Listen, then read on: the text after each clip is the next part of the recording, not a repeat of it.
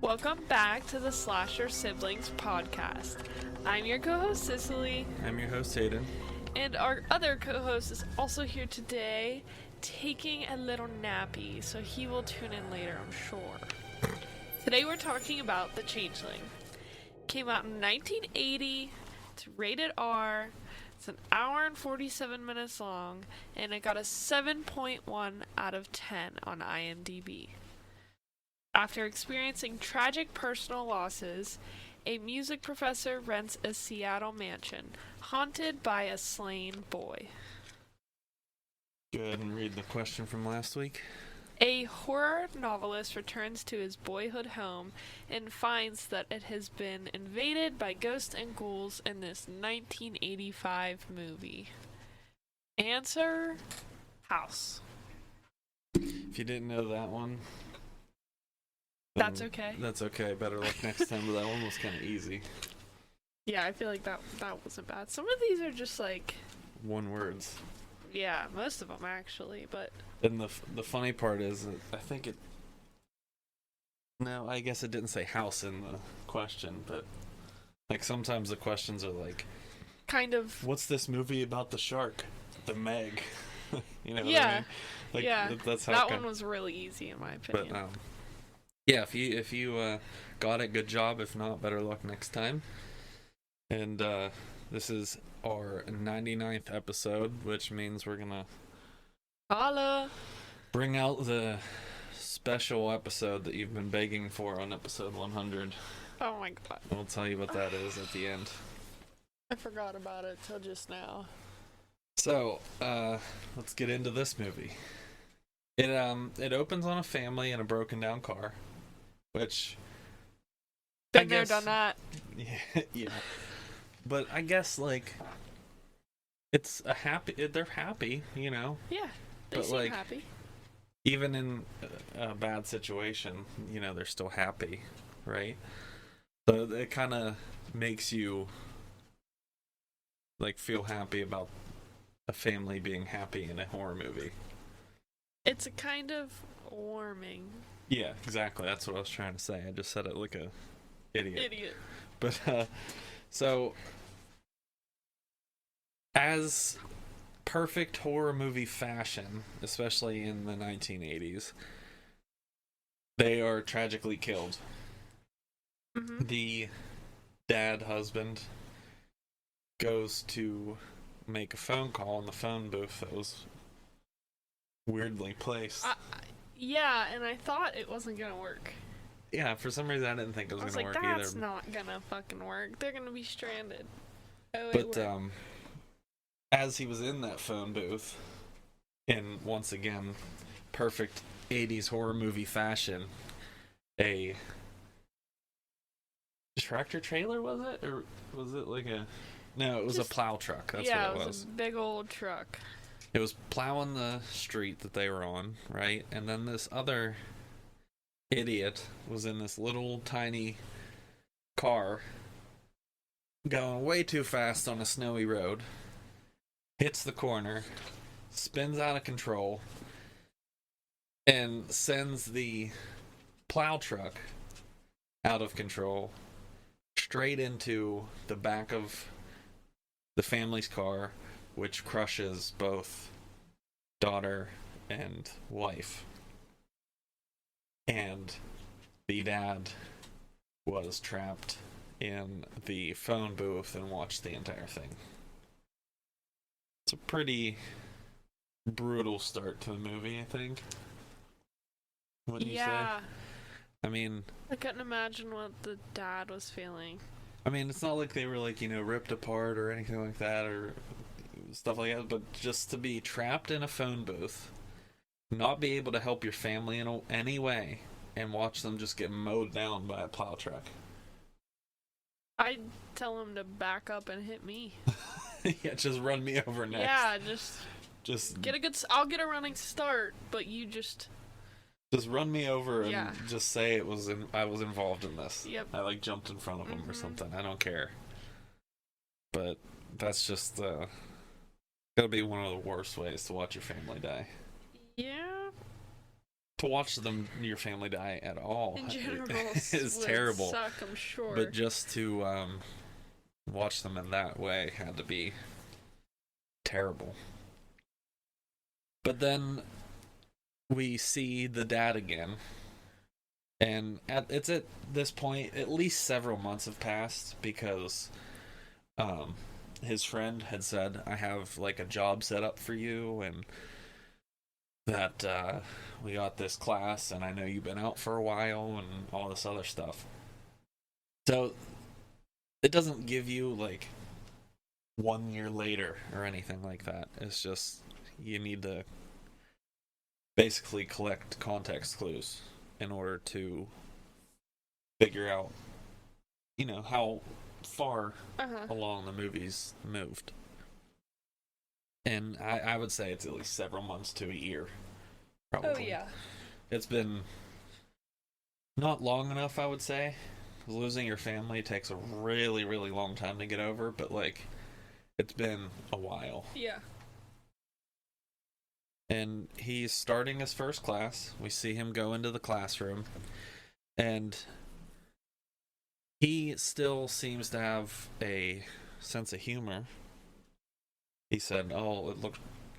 When he walked in and saw, 100 people in there, he was like, well, it's under my impression that only 20 kids signed up for this class. So that either means that 20 kids signed up, and then more signed up later when they realized who was teaching it, or they all signed up immediately because of who was teaching it, and then he just made a joke. Either way, it was still funny, and the whole class laughed at him. They all lulled. He had a few jokes in there. I don't remember the other ones, but I thought that one was kind of nice to see him in what seemed like his first true social interaction, especially a teaching format. And he throws out a joke right away.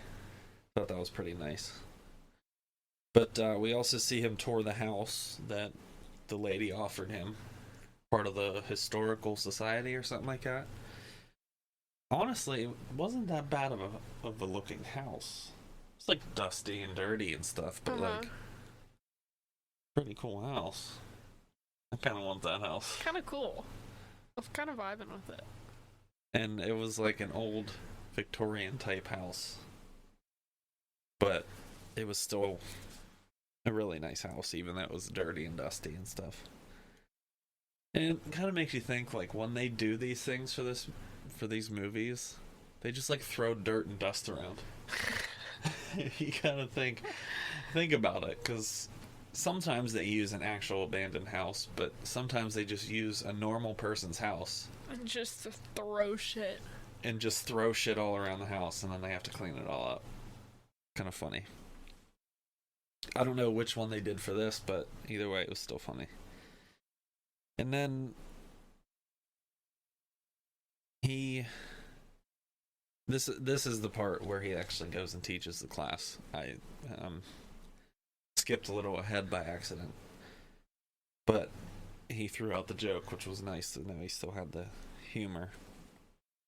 But he also seems like when they were at that big dinner party thing, he seems to be a very respected man. I know he was what's the word? A composer. He was a composer of music. Right. But it seemed like everyone did know his name, and that they were all very kind to him. Does that make sense? Everyone knew who he was at the party, and they were telling them how great of a man he is, and they're happy to see him back and stuff. Which probably has to be good for your mental health when you go through something like a big tragedy like that. It has to be oh, well, I'm glad that, people are happy that I'm doing okay and that I'm coming back around and stuff. Because it's not, every day or anything that you have, friends who actually want to see you do good and stuff. Mm-hmm. It seems like this is the part of the movie where weird things start to happen. And I say seems because weird things are happening, but it's like being explained as just weird stuff in an old house, like creaky floorboard kind of thing. Mm-hmm. And he starts hearing like the pounding, which could be, quote unquote, the pipes in the house or whatever. Could be. Could be. Wasn't. Wasn't. But he's very clearly still distraught over what has happened, which I get. I mean, let's just say it's been a year since the family's died. You're gonna be fucked up for the rest of your life. Just forever. There's just no way to get around that. Oh yeah, you're screwed. And people close to me have passed away, and I'm still not. I think about it every day. Yeah. You know? Mm-hmm. So losing your wife and daughter, Listen. that's the rest of your life. I'd be a hermit. I'd just Yeah. go I would just find never a leave. cave and Yep. rot. Just sleep in a box. Mm-hmm. And once again, why we say he's very clearly distraught is because he's laying in his bed, just crying. Mm-hmm. He's very, very distraught. But in the middle of his crying, the house, once again, is making really weird noises. This is the actual part where the pounding comes in, but it was the doors opening and closing earlier. And now it's starting to kind of get a little bit worse, you could say, where you hear that pounding noise, like someone's just knocking on the front door really loud or something. And he's very disturbed by this because there shouldn't be anybody else in the house. And also, who in their right mind immediately is okay with the house making weird noises? You know? Not me, that's for fucking sure. So, he's running around, you know, throughout the house after the, what was his name? The caretaker guy. Mr. Dibbit or something. Yeah, I think Tuttle? something like Tuttle. Yeah. Tuttle. Mr. Tuttle. Still didn't write down the names, I don't think. Oh Anyway, my god, we'll get there one day.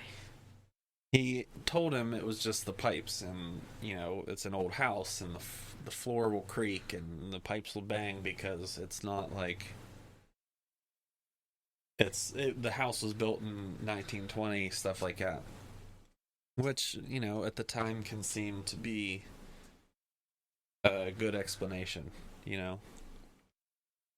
But he is in the house, and all of the water just starts running everywhere. All the sinks.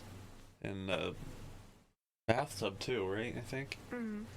But all the sinks at the same time just started turning on. What would you do? I don't know. I think I'd just leave. I mean, personally, water running, like full tilt like that, I'd probably try to figure out why. You know? You'd go straight for man logic. I'd try to figure out if it's like a problem with the house or an entity. I would call my dad. Andrew. Hey, me again. Water's just running throughout my house. Hey, Dad, it's me again. I know we just talked 2 hours ago. The third time this week, Third my time water's today. running and it won't shut off. Because it could, I guess, be like a burst stopper thing. You know what I mean? I guess. I don't really know. I know nothing about sinks. It's just weird that all of them turned on at the same time. But what made it even more weird, and what made it worse, was the laughing in the house. Fuck that. Yeah. I'm just gonna say right now, not a fan of the little kid laughing in horror movies. Oh, I don't want to hear none of that. A child laughing in general is fine, but like when you're alone in a big old house And that's what you hear? and you just hear a child laughing, That's when you get up and walk straight out the door. yeah, I'm good. See ya. But then something happened in that house. So after he heard all this happen, him and his lady friend had gone to the record place that keeps all the different records of like stuff happening in the, you know what I'm talking about. Yeah. They find out that a boy went missing and they moved to England or something. They're figuring out like this whole conspiracy type thing. And they know that something absolutely happened in this house. And whenever he goes exploring this house because of what he saw, he saw like a vision or whatever. And he saw the dad killing a boy in a bathtub. Then he told his friend. So he starts going exploring throughout the house. And in a weird little closet, pantry thing, I don't really know what to call it exactly. Yeah. He finds a door, almost boarded up, but it was like behind the shelves, which, my opinion, is kind of weird. What? The door just being yeah. hidden like that? That's another thing. You just kind of... I don't know if I want to really go out to my pantry or whatever that room was, and then just all of a sudden notice that there's a door that they tried to cover up with shelves. I wouldn't explore it alone. No. But me being me, I would have to know it's back there. And especially for this next part, where he uncovers the door, and the door turns out to be an attic. Yeah. Why the hell are they hiding an attic? That's a good question. Explain that one to me. So, on top of it being weird that it was boarded up, basically, it's also weird that they boarded up an attic that could have been used. Know what I mean? Storage. For storage, exactly. So, why are we hiding this attic? Is what I'm wondering here. Because they're up to no good. That's right. That has to be it. Naughty, naughty. But he finally accepts that there's something in the house. That there's some type of spirit. He's just confused as to why. And this is the mystery part of this movie. Is he's trying to figure out what is going on. So, the old owner that owned the house right before he moved in had a family tragedy.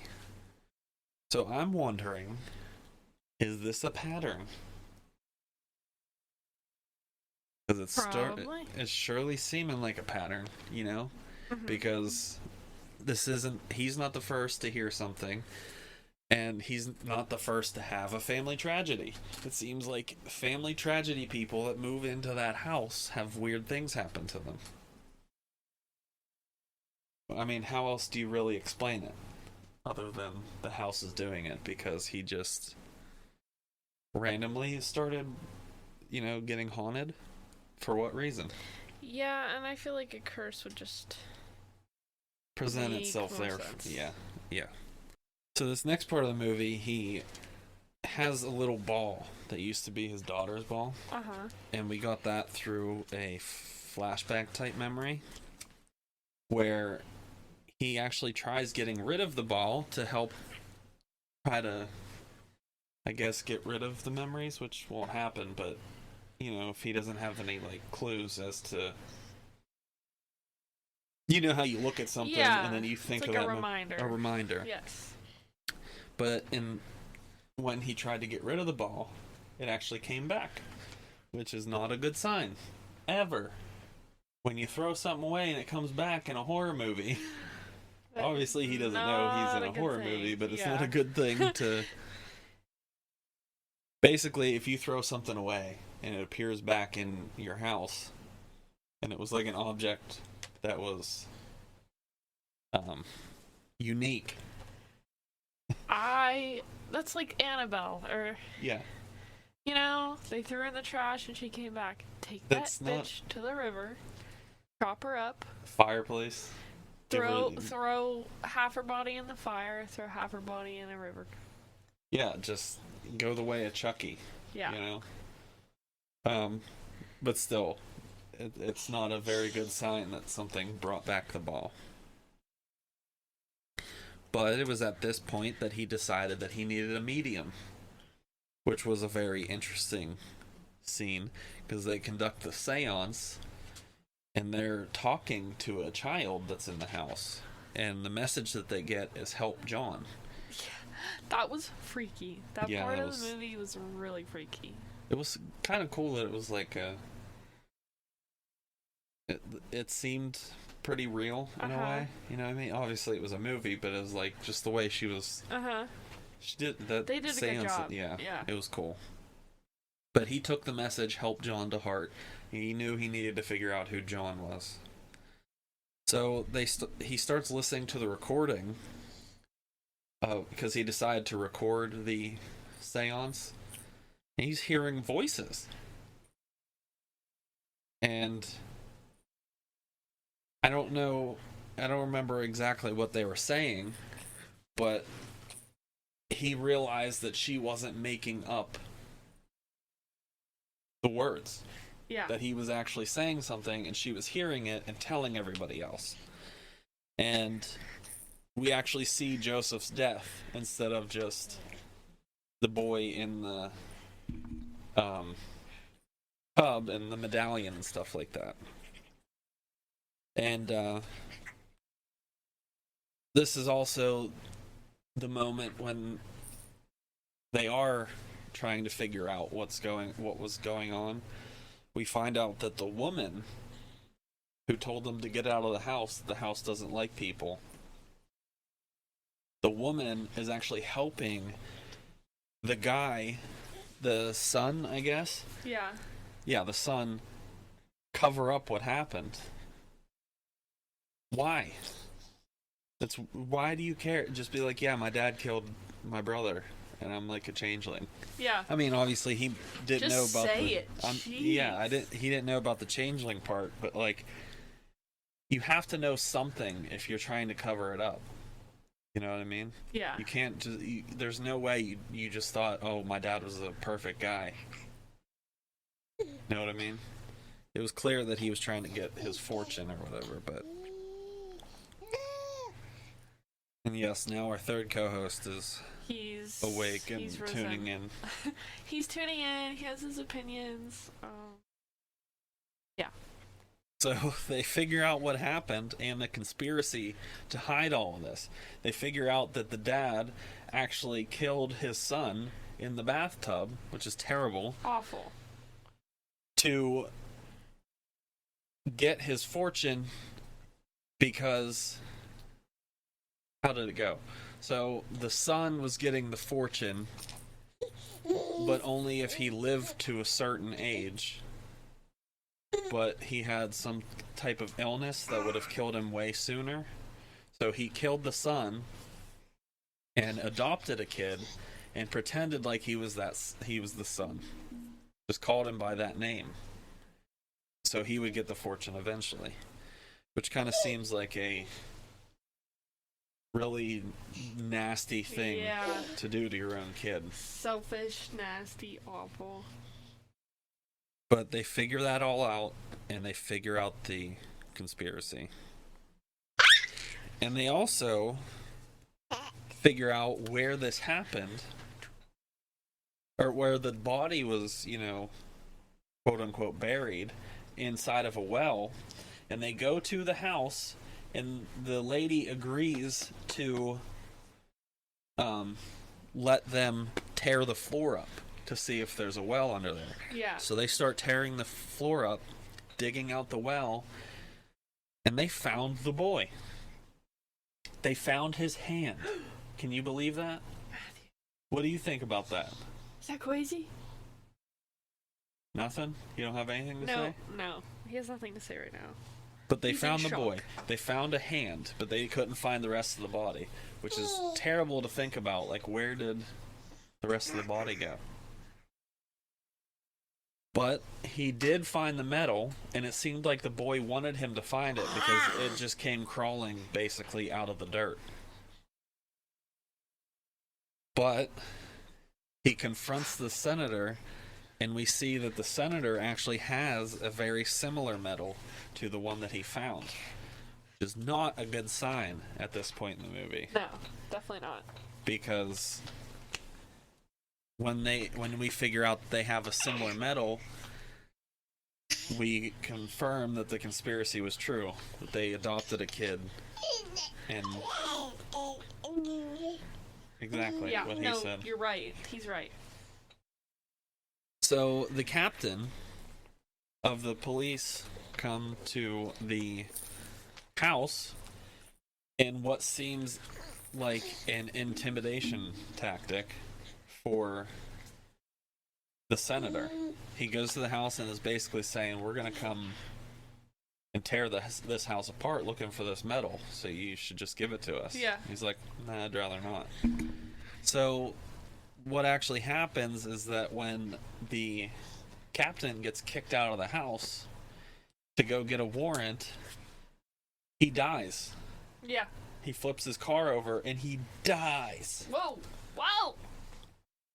And it obviously makes it seem like he did it, DeWitt, but he didn't actually. It was the kid, the spirit, because he didn't want... The spirit knew, exactly, like Matthew said, the spirit knew that he was helping him. Matthew, you're so right. So, Russell actually confronts the senator, and he tells him, I know what happened, and that you need to just admit to it because we figured it all out. Like, why are you trying to hide it at this point? Like, no one really cares at this point. Your dad's long dead. It's just... Well, I guess he would have lost his fortune. Yeah. But this is also the same moment that the wheelchair chases Claire down, the steps and stuff in a pretty creepy way. Yeah.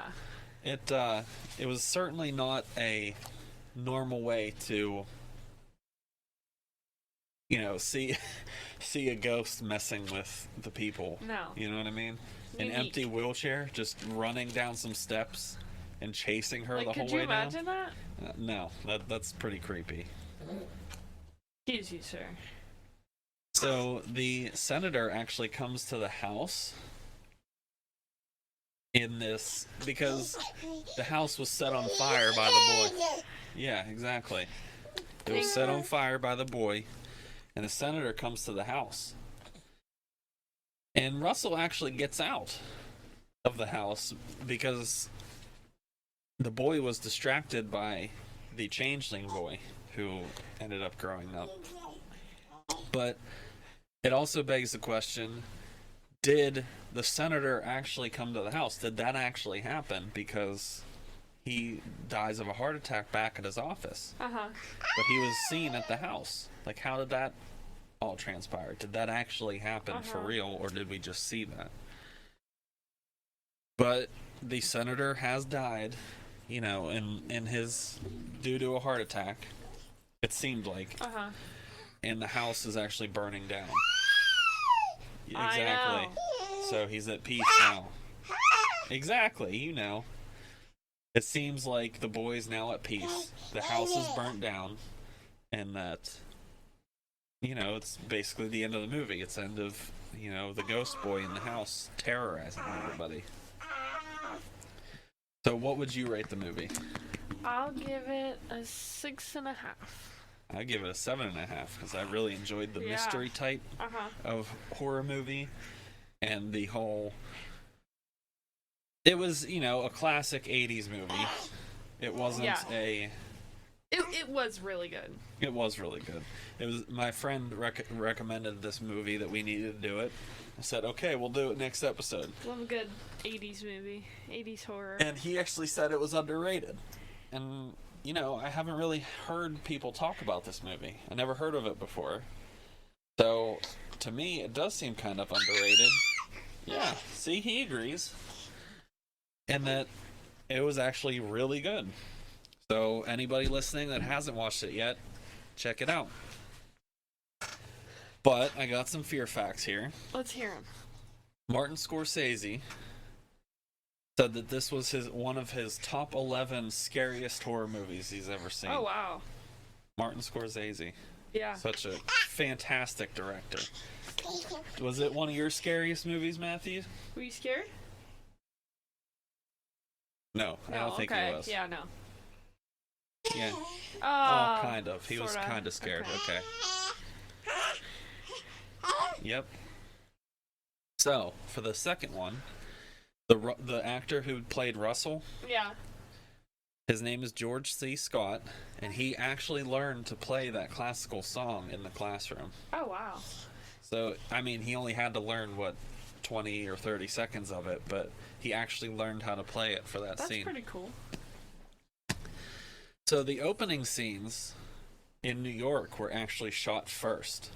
Oh, okay. Those were the first shot movies out of the whole, production, instead of just, throughout.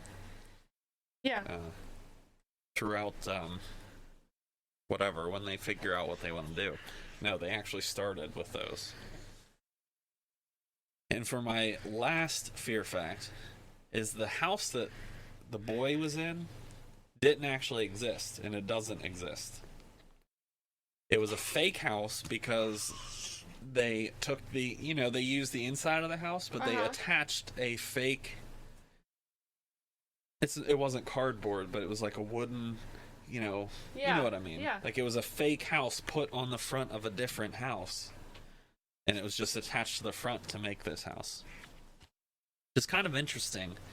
They said they couldn't find the perfect house, so they made a fake one. They took someone else's house and just put a fake version of it on the front, which is a pretty interesting way to get what you need for your movie. Yeah. So, with that now over, we do the regrettable part of this episode and tell you what our next movie is going to be. Yep.